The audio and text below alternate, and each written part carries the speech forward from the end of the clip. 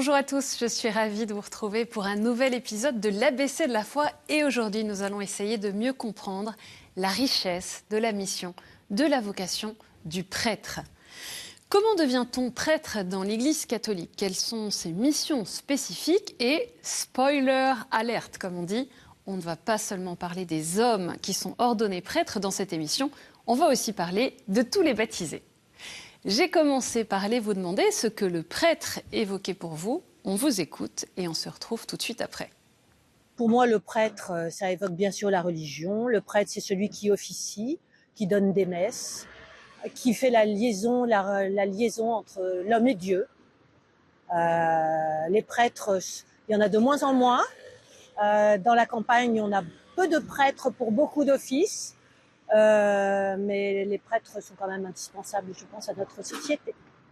Oh là là, j'ai pas très envie de répondre à ça. Alors le prêtre, bon, c'est un homme religieux qui vous aide à réfléchir et tout, mais j'y crois pas trop en fait. Le prêtre, c'est celui qui nous permet de nous rapprocher de Dieu en nous le représentant tous les jours, tous les dimanches, ou tous les jours, sur la messe, tous les jours. Un guide, un pasteur, un intermédiaire aussi, un frère, un exemple.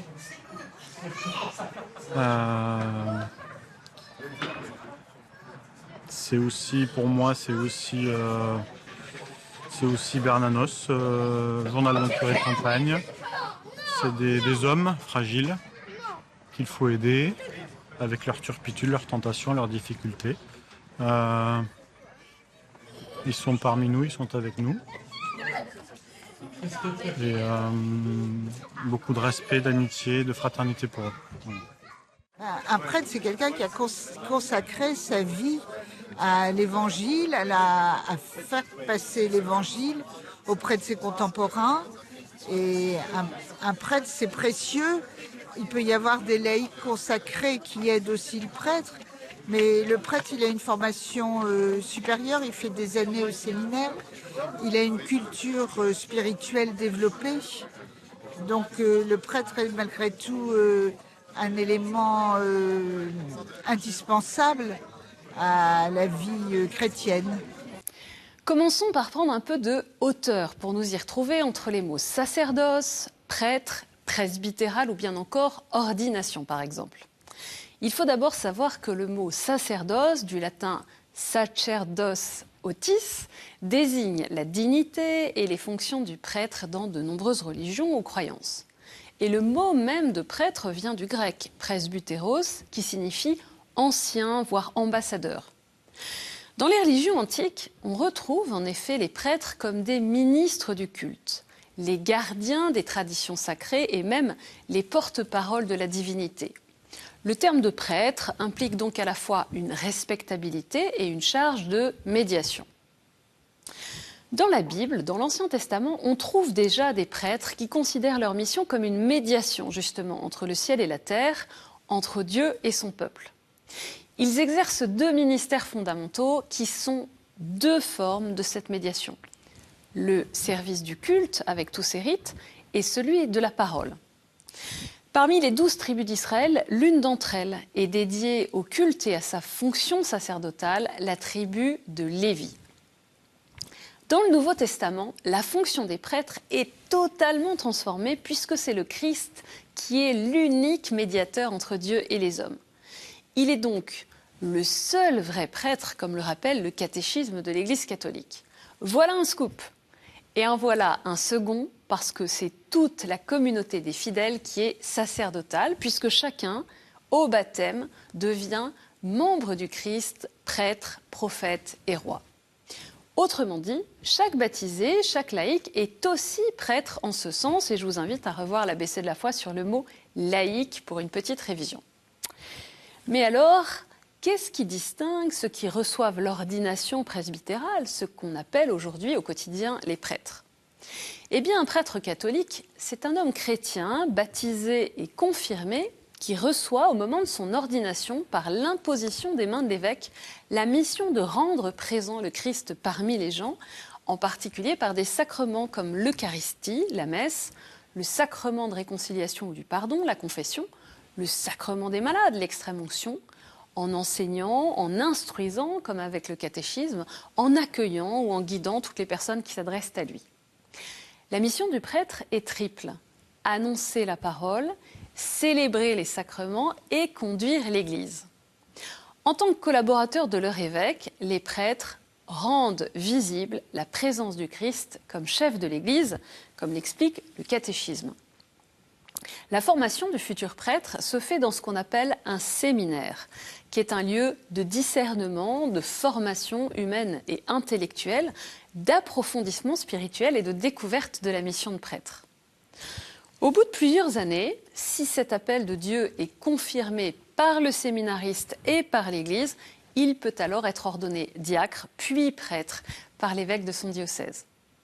Dans l'Église catholique de rite latin, depuis la réforme grégorienne, les prêtres ont pris l'engagement de vivre dans le célibat. Seul un homme, appelé par l'Église pour cette charge, peut recevoir validement l'ordination. Être prêtre ne revient donc pas seulement à prendre une fonction ou un ministère spécifique.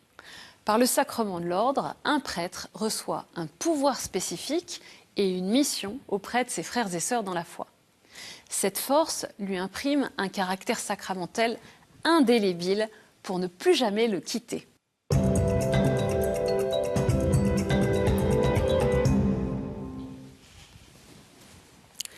Avec les évêques et les diacres, les prêtres font partie de ce qu'on appelle les ministres ordonnés, puisqu'ils ont reçu l'ordination sacerdotale ou presbytérale.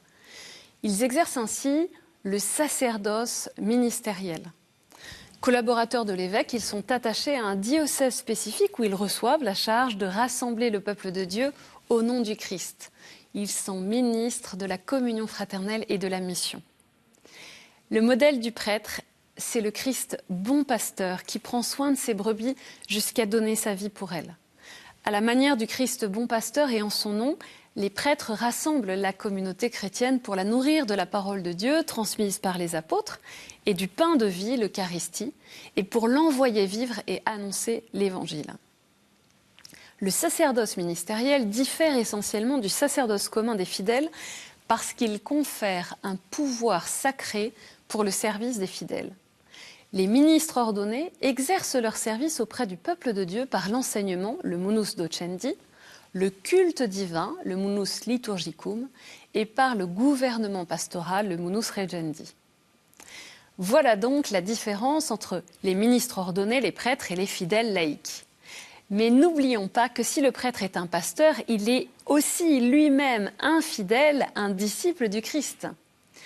Avec tous les chrétiens, les prêtres sont des disciples du Seigneur, que la grâce de l'appel de Dieu a fait participer à son royaume.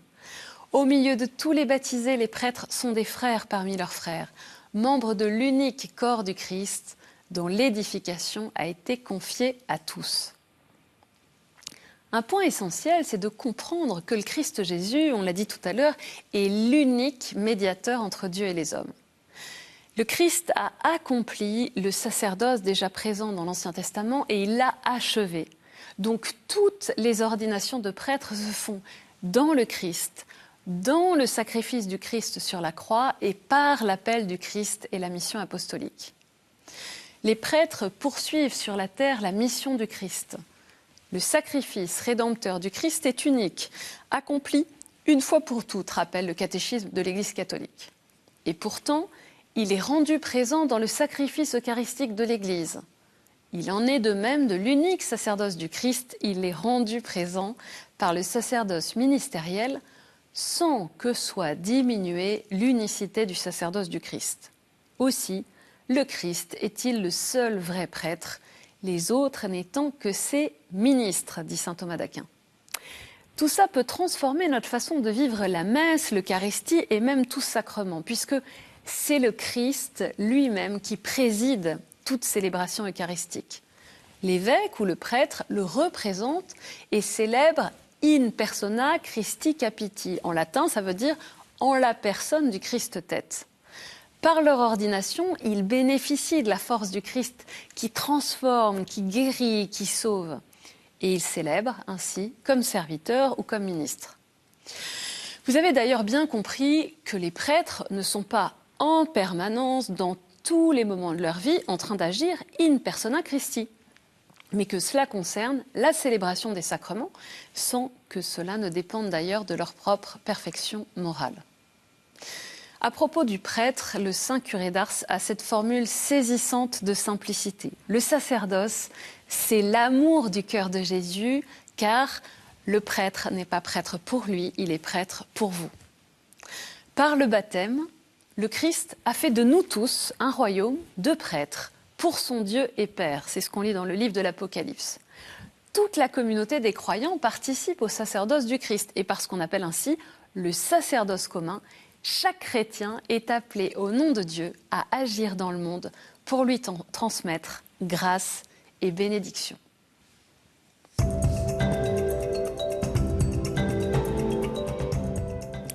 On vient de parler du prêtre, des prêtres, et je vous propose 3 idées très concrètes sur ce thème. Ma première proposition, elle est très simple. Et si nous prenions le temps de mieux connaître le ou les prêtres qui sont envoyés dans l'église, la paroisse que nous fréquentons? Pour cela, rien de tel qu'un bon repas ou un moment convivial simple pour faire l'expérience de cette fraternité ensemble. Deuxième idée. Essayons de nous mettre chacun selon notre vocation au service de la communion en nous engageant pour l'annonce de la parole de Dieu, le service des plus pauvres, prêtres et laïcs, ensemble membres de l'unique peuple de Dieu. Troisième idée, et si nous disions au Christ notre disponibilité pour le servir comme il le veut, et peut-être oser nous poser la question d'un appel au sacerdoce à devenir prêtre si nous sommes un garçon, un jeune homme. Comme baptisés, nous pouvons aussi nous demander comment exercer notre mission sacerdotale en offrant à Dieu notre vie, ce monde et nos activités.